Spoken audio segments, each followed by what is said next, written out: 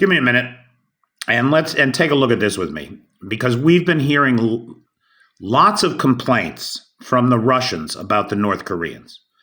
The Russians claim that the North Koreans get everything and they get nothing.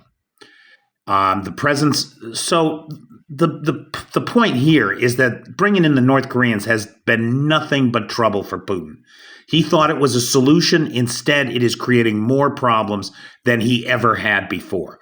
The guys in the army resent them because they get guns and bullets ahead of the others, along with food and a place to stay that's dry and warm, right? They get treated like kings as far as the Russians are concerned.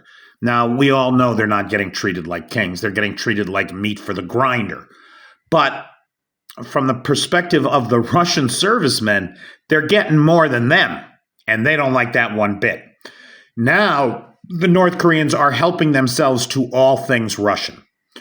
Here you can see, and believe me, I do not take any pleasure in this. It's just a reality of what you're dealing with when you're dealing with these authoritarian goons and their henchmen. The North Koreans have thrown these old people out of their home in the cold in the middle of winter in Kursk. They're simply commandeering homes. And who's in those homes?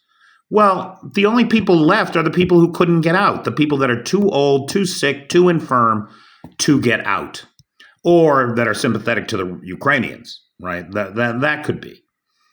There are bound to be some of those. But my point is this: when you bring in an army of mercenaries into your own country, what are they going to do? They're not going to be nice to the locals. They're not going to be nice to your people. And we can see that happening. We can see it happening.